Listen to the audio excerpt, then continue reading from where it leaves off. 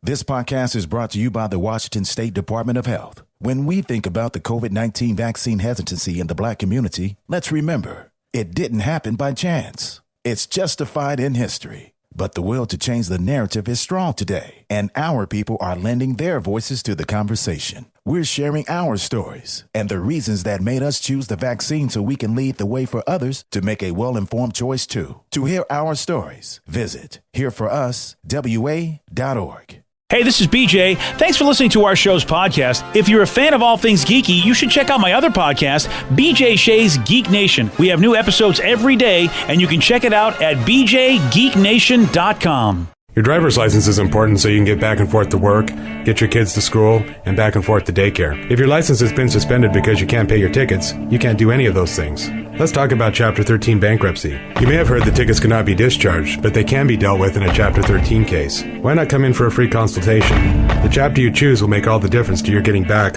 legally on the road. Let's design a plan to pay off your tickets and restore your license immediately. I'm attorney Travis Gagne. Please contact me today at choosetherightchapter.com. That's choosetherightchapter.com.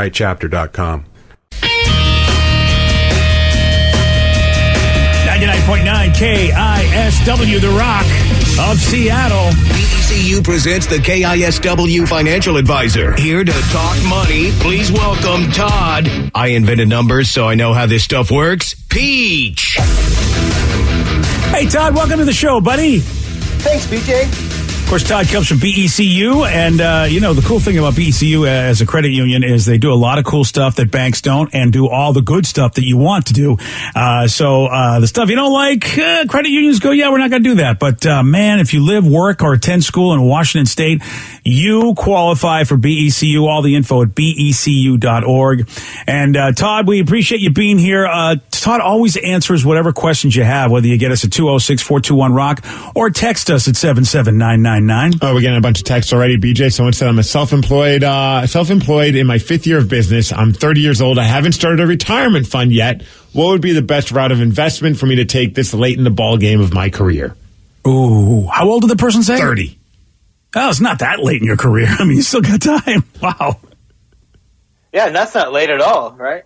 I mean, if you're serious and getting going at 30, hey, I have no problem with that. I mean, obviously the earlier the better, but most people are in their 40s or 50s before they get serious about it. So hey, don't look at me, okay? Stop looking at me, Todd. Oh, I'm not mentioning any names, BJ. Thanks, buddy. So, thanks, man. But is there? I guess if he's self-employed and you're just your own individual, there are. They're called SEPs. I'm not extremely familiar with them, but self-employed, I don't know what their pension programs or whatever. I'm not extremely familiar with them, so I would like to look into that for if you have more than one employee, what that might look like, or talk to somebody. If it's just yourself, then you're going to be kind of limited to the IRA, which I think is $6,500 a year.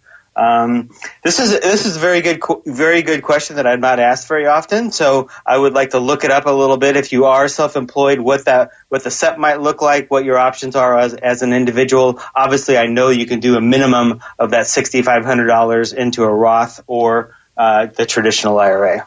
Yeah, because, Todd, because if you get a 401k from a company, man, they let you, what was it, 19 grand they let you put in there?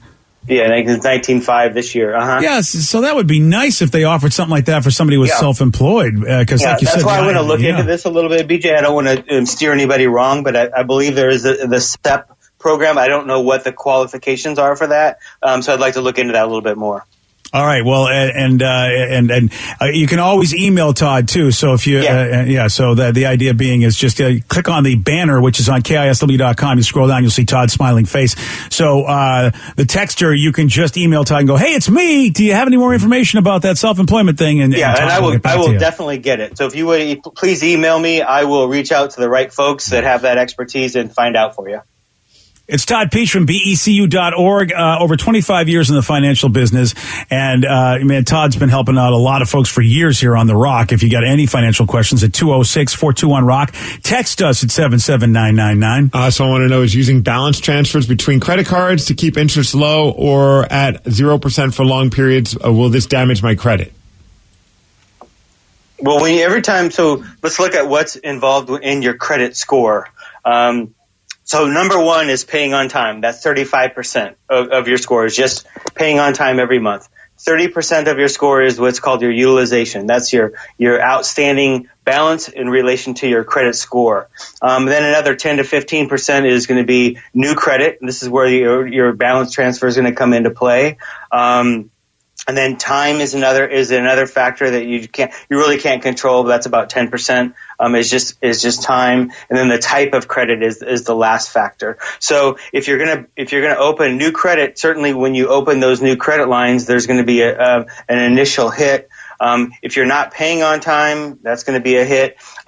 So I guess the long and short of it is a balance transfer to a zero credit offer, if you will, can be an okay idea, but let's look at the real issue, and the real problem is why don't we have that paid off? Why are we having to transfer the balance from one credit card to another?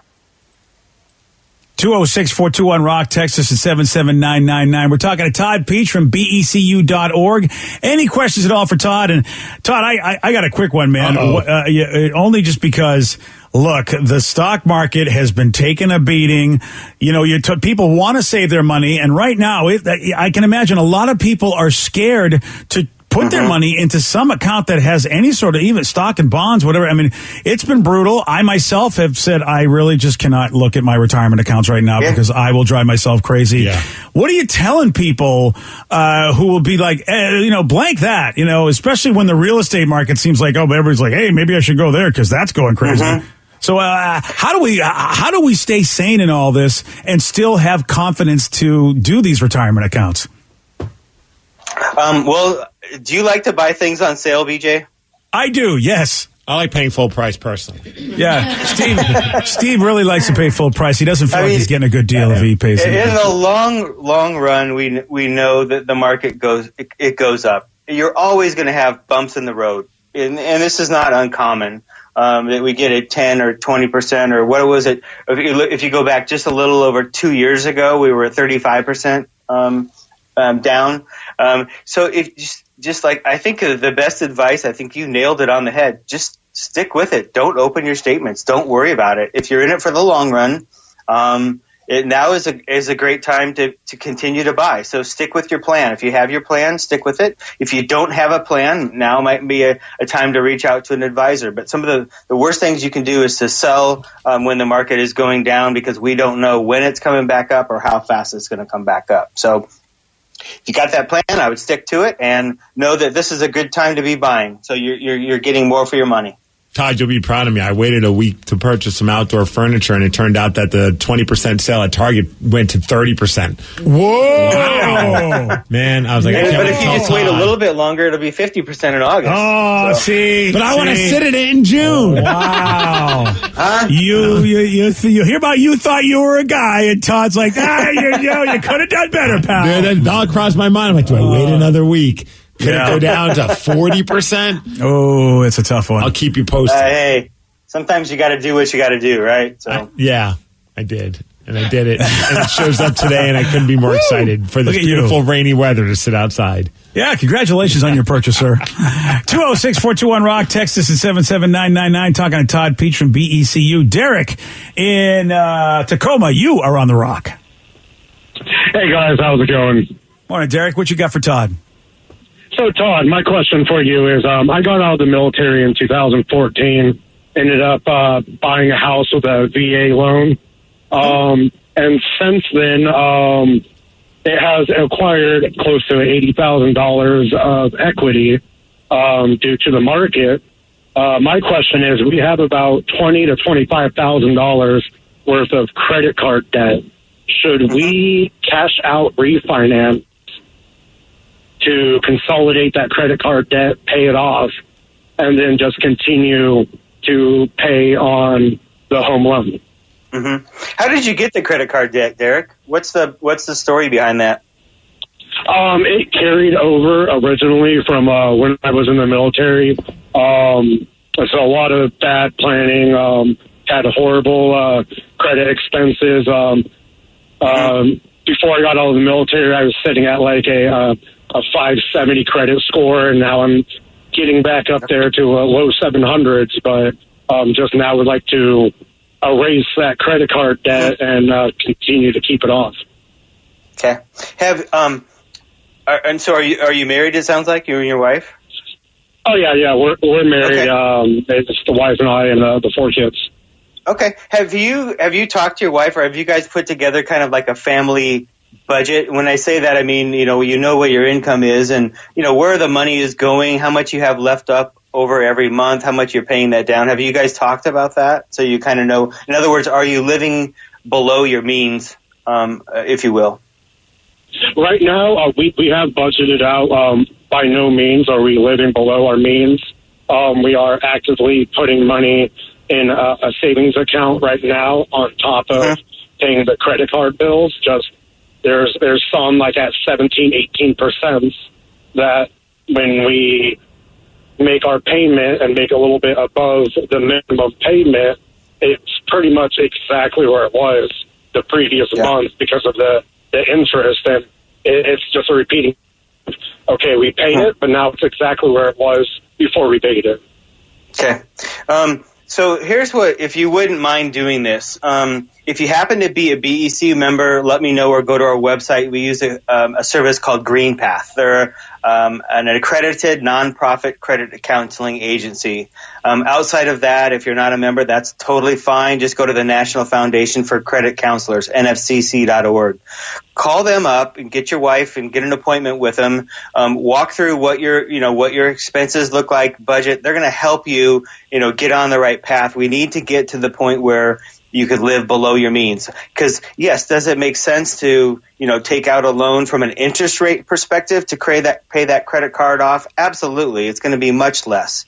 However, we don't want to get ourselves in the same spot where we're using the home as the ATM. So I would like to, work with the credit counseling agency first. Let's come up with a plan, and then they can tell you and talk to you about that, what if that makes sense to go ahead and take that home equity loan and pay that credit card debt off. But let's just put a plan together, focus on that, and get that paid off as soon as we can. 206-421-ROCK. Text us at 77999. Tanya in Olympia, you are on with Todd Peach from BECU.org. Go ahead. Hey there, guys. So I have some properties up in Alaska that actually are family properties, but I am I'm getting $100,000. Eventually, there'll probably be more money. Wow. All right. Well, Tanya, party at Tanya's house. Can you adopt? Would you like to adopt somebody right now with that? Yeah. Well, I'm trying to get ahead at my young years of 44. So, anyways, I just refinanced my house. I owe $126,000 on it. With this $100,000, I didn't know if I should pay most of that loan down and off, or if I should invest into a second property with that.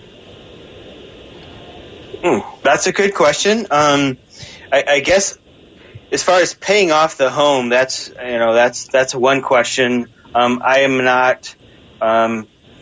I guess there's a lot of other things, Tanya, that we want to take a look at before we decide we want to pay that. Use that $100,000 for another investment or to pay off the mortgage. But right. Let's go through the order. Do you have an emergency fund put away? Yes. Are you saving for retirement? Are you on track for that? Do you have other goals that you want to pay off? Are you out of debt? So these are things that we want to look at, and we want to make sure that we're on track for before we even think about investing in some sort of a rental property. Right. I'm ahead on all of that, actually. My husband has a really wonderful 401k that he's been investing in for 13 years. Like I said, we only owe the $126 now on the house, and we just have this extra capital. And I just, somebody had said that's one of the cheapest loans you'll ever get is your house loan. So maybe invest it into something else. And so, old school thinking is hurry up and pay everything off so it's yours. I don't know if that's old school thinking, but, make sure it's yours, and, then you can start paying, investing in other things. And I don't know if that's still true, or if you have to look at, like you said, what your, portfolio is. Yeah, no, like Tanya said, I mean, I think, being mortgage free is not a bad thing. Don't get me wrong. You don't have that. But I think I think what you're saying is that you're willing to take a little bit of risk, and invest that $100,000 into something else, knowing that you have $125,000 in debt on the home, but you're saying that you feel comfortable that I can make more money in another investment, from an interest rate perspective and a return perspective than what I'm paying on that debt. And that could be a rental property. It could be investing in the stock market. It could be something else. Okay. Yes. And Todd, is there a way Todd, is there a way to figure out how much interest you'll pay off on your house? Like, she knows how much she owes, and then she figures, okay, when will I have it paid off? And maybe it's 10 years, maybe it's longer. Is there a way to figure out how much interest you would save by just basically paying it off now as opposed to paying it off normally, and then seeing if that's a worthwhile amount of money to save? Oh yeah, absolutely. And you could just, your lender should have that, and actually should be part of the amortization schedule. Or you could just go to the internet and you can pull up amortization schedule, put in the numbers and your interest rate, and it'll spit it right out for you, BJ. But right now, interest rates, if you're in that 3% range, 3.5%. Now mortgages are upward in 5%. We're going to get inflation, so everything's going to go up. So you should, in the long term, be able to make more money than what you're paying in interest on the loan. Right. Okay. All right. Yeah. If you want to reach out to me, or just we could chat, I think this is a good conversation to talk with an advisor. Somebody, it doesn't necessarily cost you anything, but kind of run through, okay, what do I have in my 401k? Am I on track for that? Then kind of bounce us off of other people for their input. Obviously, if you do invest in a rental property, there's work and risk there for you. So you want to understand all what you're getting yourself into before you really jump in. Yeah, and that's the cool thing about talking to somebody who's a financial advisor. You find out the kind of investor you are. Like you said, Todd, how do I want to make my money grow, and how active do I want to be in that process? Yeah. And if you have any questions, if you didn't get through on the phone lines, you can go to KISW.com, scroll down, and you'll see the banner with Todd's smiling face. Click on that, and he'll answer any email that he possibly can. Todd, as usual, man, it's been awesome. Good to hear from you, buddy. Likewise, BJ. Thanks so much. Oh, good for having you, man. And don't forget, if you would like to join BECU, a great credit union, all you got to do is live, work, or attend school here in Washington State, and just go to becu.org. And how about this? One of the first couples to marry over Zoom has divorced. Oh, no. And they still haven't met. You're going to hear from the now ex-wife at 8:17 on The Rock. BJ and Migs, mornings on The Rock, 99.9 KISW. This podcast is brought to you by the Washington State Department of Health. When we think about the COVID-19 vaccine hesitancy in the Black community, let's remember, it didn't happen by chance. It's justified in history. But the will to change the narrative is strong today, and our people are lending their voices to the conversation. We're sharing our stories and the reasons that made us choose the vaccine so we can lead the way for others to make a well-informed choice too. To hear our stories, visit hereforuswa.org. Geico asks, how would you love a chance to save some money on insurance? Of course you would. And when it comes to great rates on insurance, Geico can help. Like with insurance for your car, truck, motorcycle, boat, and RV. Even help with homeowners or renters coverage. Plus, add an easy-to-use mobile app, available 24-hour roadside assistance, and more, and Geico is an easy choice. Switch today and see all the ways you could save. It's easy. Simply go to geico.com or contact your local agent today. 99.9 KISW, The Rock of Seattle. Oh, this is tragic news. Just tragic news. One of the first couples to meet and get married over Zoom is divorcing. Oh, no. First it was Antonio Brown and Keisha Coles, and now this couple. Romance is fully dead. Yeah. Oh, by the way, they still have not met in person. Oh. So, I mean, lost them. Yeah, all right. Honestly, am I the old guy? Is that what's happening here? Where I'm just like, what did you expect? Love. I mean, she's 26 years old. She lives in England. Her name is Aisha, and she claims her American groom, Darren. I remember this couple. Vicky just pulled up the picture of them. I totally remember this couple. Yeah, and she's like, Darren. I sent them a gift. Unfaithful. These sons of they broke up. I want my gift back. Yeah, you should get you're absolutely. That's how it should go. Nice towel set. Yeah, that nice towel set is. It's just wiping her tears. That's right. She had the weird stuffed. She submitted a photo to get turned into like a stuffed animal of him, and it's the creepiest looking thing. I'll never forget that. Yeah, it's very creepy. That's so great. Yeah. Here she is. I guess Darren has been unfaithful. It's hard to believe that somebody who's married, but doesn't get to have any physical contact with their spouse would, I don't know, maybe seek it elsewhere. That's so shocking to me.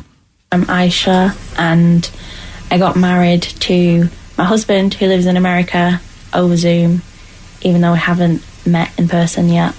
We started talking because I approached him and then messaged him. He messaged me back, and then kind of just went from there. And then he met a girl on Skype. Yeah, that's what happens. Had a threesome with a girl on FaceTime. Don't forget Microsoft Teams. Lots of stuff happens there. What about Slack? Oh, they got an orgy in the chats room. I mean, it's been really a cyber whore that he is. What if that was cyber whore? Yeah, he really is a cyber whore. What if that was the thing, like that, or his thing? Like he just wanted to all these virtual relationships. He has different instead of different hosts in a different area codes. He has different hosts in different video IP addresses, conferences. Yeah, something, right?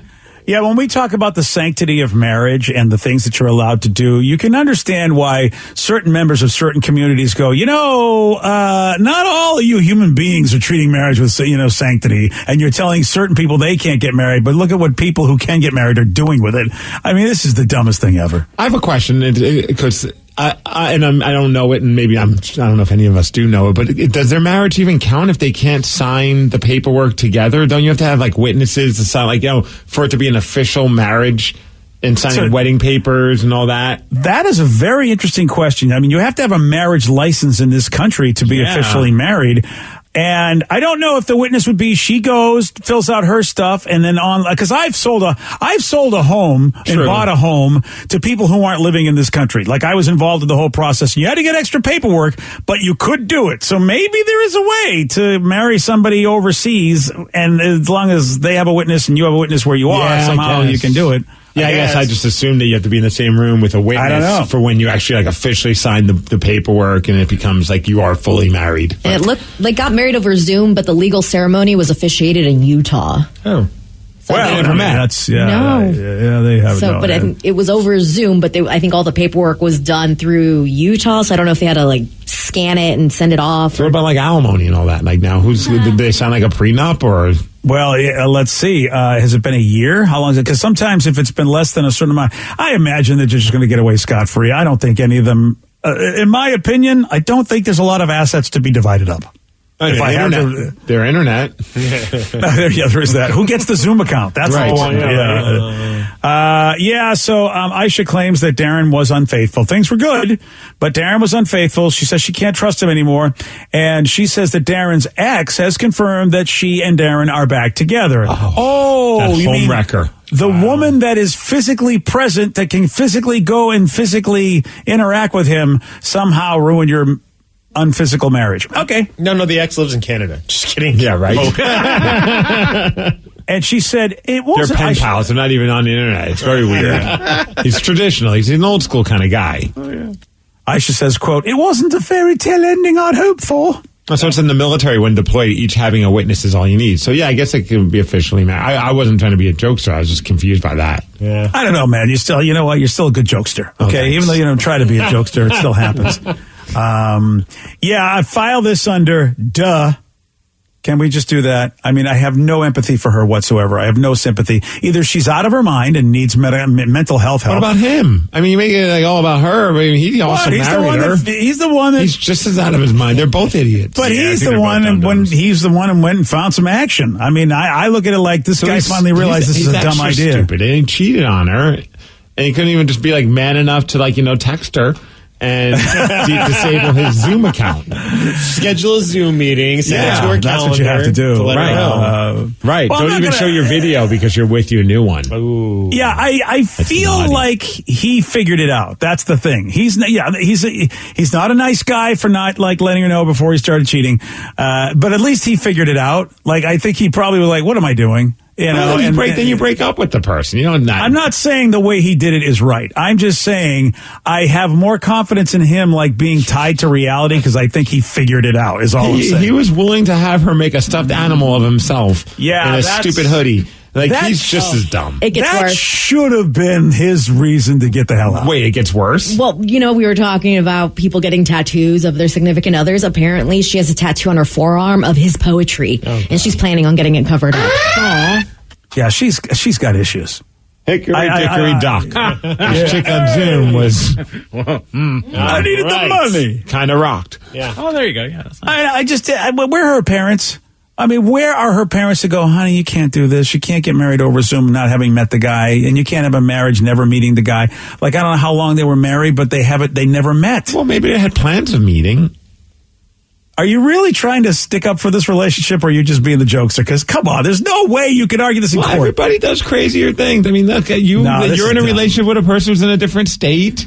They're in a relationship over Zoom. Everyone's got their own way. I'm not here to judge, man. I am here to judge because that's what a parent does. My relationship, if we did this at the beginning of our relationship, living long distance like we understand do, that, yes. yeah, it would be done. There's no way. I guarantee it would have been a disaster. But there could be some that think, wow, I couldn't even do that 20 years into a relationship. Yeah, but even then, you know, nobody in their right mind thinks that you're ever going to maintain a marriage that way. You've never met. You've never interacted physically.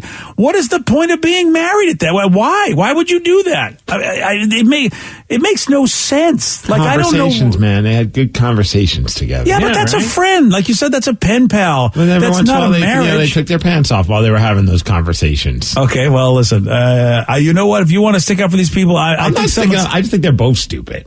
Yeah, well, the thing is that he just figured it out quicker is all I'm saying, because he decided, yeah, this is dumb. I'm not really married. I'm going to go do, because they're not, even though they got it done, they're not really married. That's not what a marriage is about. You're supposed to, consummate. You're supposed to be, otherwise that's not a marriage. It's a friendship or maybe they got cloned versions of their body parts and that's how they consummated. Have you been watching Upload again? Is that what's going on? No, but it sounds like it probably is the premise to some weird sci-fi show. Actually, that's how she's filing for an annulment, citing non-consummation as the reason for the marriage ending. But that's her fault. It's because she didn't.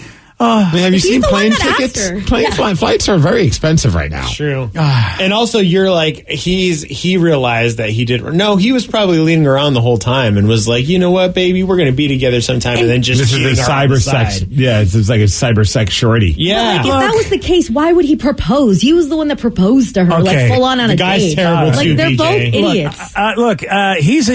But you know something? He just might have been a player the whole time. We don't know what he was doing. I feel like he's just not a cool person. They're leading at somebody who's obviously mentally deficient, because I think she's mentally deficient at this point, because everyone's like painting her as the victim. It's like, at some point, when do you go, this doesn't seem right?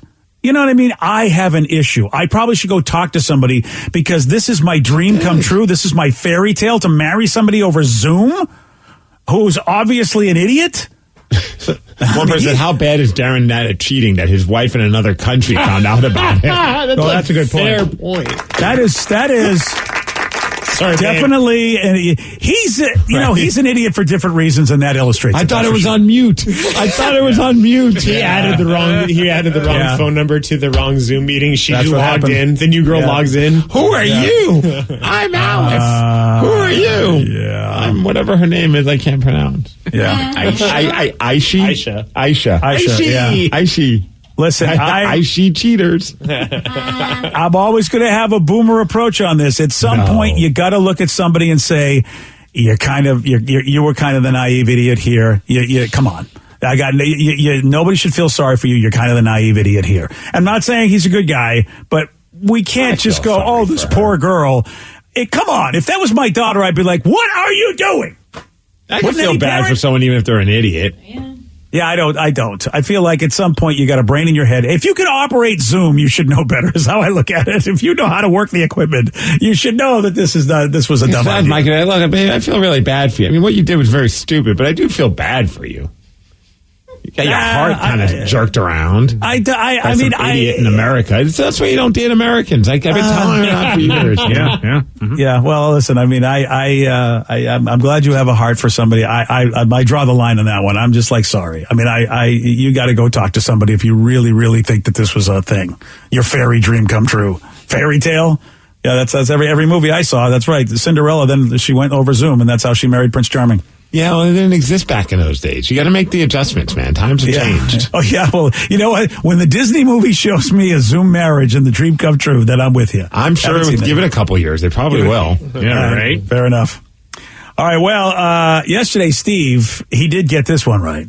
What is the name of the classification of crime which is less serious than a felony? I can't think of it, but I know it.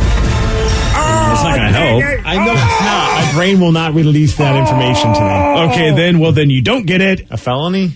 No, I asked you what it was. That's not a felony. It's not a felony. I think it would be a felony. Larceny? No. Oh, good call. Travesty? No. Tragedy. This whole thing is a travesty. Sorry, buddy. I feel really bad for felony.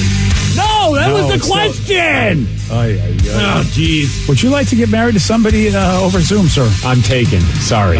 Oh, yeah, but it doesn't matter. She's not going to violate any terms because you don't even have to be with her. We're looking for misdemeanor, by the way. You want a shot at beating Steve? All right, you got it.